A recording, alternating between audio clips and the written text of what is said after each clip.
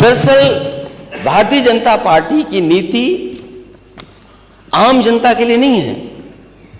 वो 10% संपन्न लोगों के लिए 90% बजट रखती है और 90% जरूरतमंद जनता के लिए, केवल नापात्र के लिए 10% बजट रखती है।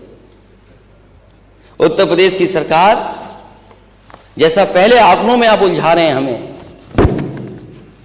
हमें आंकड़ों में न उलझाए, सीधी सीधी ये बात बताए कि इस बजट से महंगाई से कितनी राहत मिलेगी।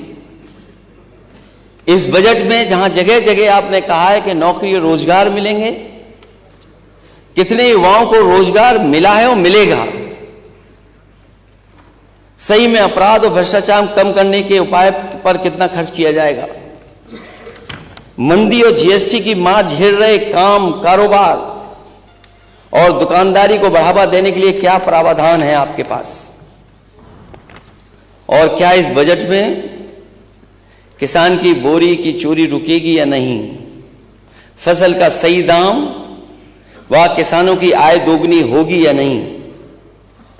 और ये फसल की आय दोगुनी का नारा अध्यक्ष महोदय विपक्ष का नहीं है, ये सत्ता में बैठे हुए लोग उनका है, दिल्ली से लेकर के लखनऊ वालों का है, डबल इंजन की सरकार वालों का है।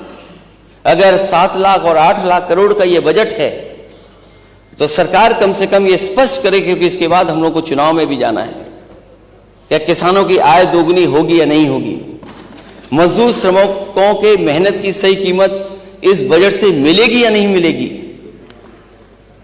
कर्मचारियों को पुरानी पेंशन मिलेगी या नहीं मिलेगी। अच्छी दवाई, अच्छी पढ़ाई के लिए कितना आवंटन है। और यह भी सच है कि अभी तक जितने भी बिजली के कारखाने लगाए गए थे वो अभी पूरी क्षमता पर नहीं चल पा रहे हैं। और जो प्लांट लग भी रहे थे, अगर वो आज लग गए होते तो उत्तर प्रदेश को सरप्लस बिजली होती, सस्ती बिजली होती।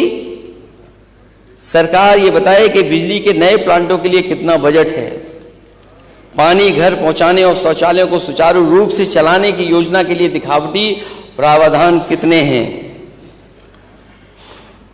नई सड़कों को तो छोड़िए, बस इतना और बता दें कि सड़कों के गड्ढे भरने के बजट में कोई प्रावधान है या नहीं है। और कम से कम ये सरकार बताए कि पिछले 7 साल में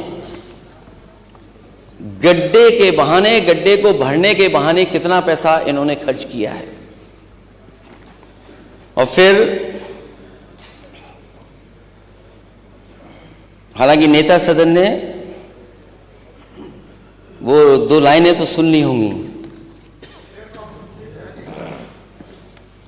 बड़ा हुआ तो क्या हुआ जैसे पेड़ खजूर,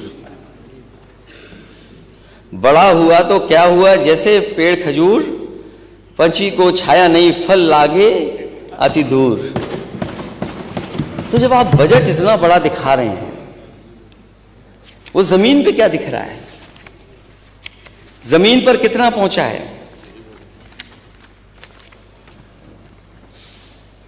और झूठे दावों के दिखावटी प्रचार के लिए आपकी भाजपा सरकार ने कितना प्रावधान दिया है, कृपया इसकी मोटी फाइल जनता के सामने अलग से रखने का भी काम करें।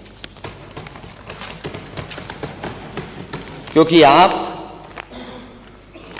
$1 ट्रिलियन की इकोनॉमी का सपना देख रहे हैं।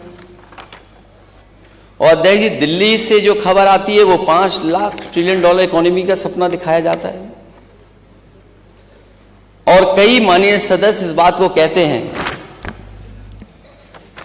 और खासकर भारतीय जनता पार्टी के लोग,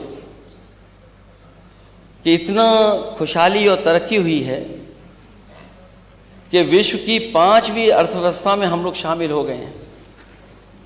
और अगर हम 5वीं अर्थव्यवस्था में शामिल हो गए हैं तो कुछ सवाल हमारे भी हैं विपक्ष के लोगों के। विश्व की 5वीं अर्थव्यवस्था, लेकिन 80 करोड़ जनता को 5 किलो राशन पर निर्भर है।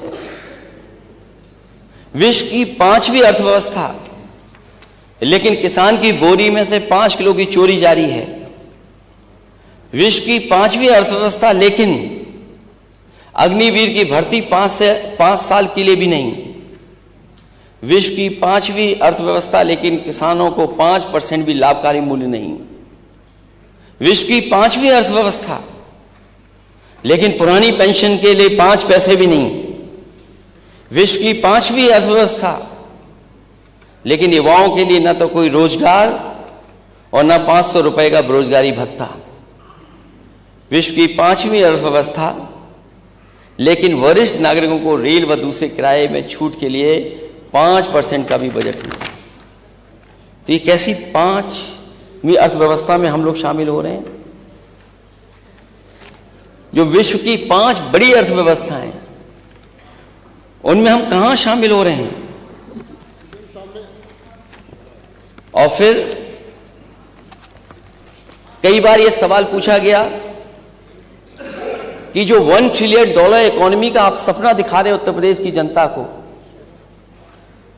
उसके लिए रोड मैप क्या है आपका? केवल एक अमेरिकन कंपनी को हायर कर करके कई सौ करोड़ रुपए खर्च कर करके उस पर क्या $1 ट्रिलियन की इकोनॉमी को बना लेंगे आप? वो रोड मैप क्या है? और आज आपके स्टेट की जीडीपी क्या है? पिछली बार भी अध्यक्ष महोदय सवाल का जवाब नहीं मिला था कि अगर आपको $1 ट्रिलियन की इकोनॉमी बनानी है उत्तर प्रदेश की, तो उत्तर प्रदेश की ग्रोथ रेट क्या हो? हम कोई इधर उधर का सवाल नहीं पूछ रहे सरकार से अध्यक्ष महोदय, सीधा सीधा सवाल ये पूछ रहे हैं कि अगर आपको $1 ट्रिलियन की इकोनॉमी तक पहुंचना है तो आप उसके लिए ग्रोथ रेट कितनी रखेंगे, और वो ग्रोथ रेट बनाने के लिए आपने क्या रोड मैप तैयार किया है? क्योंकि अध्यक्ष महोदय, वित्त मंत्री जी ने जो आखिरी में कुछ लाइनें कविता की लिखी थी,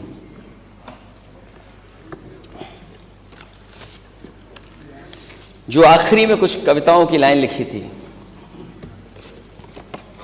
वो समाजवादियों की कविता थी।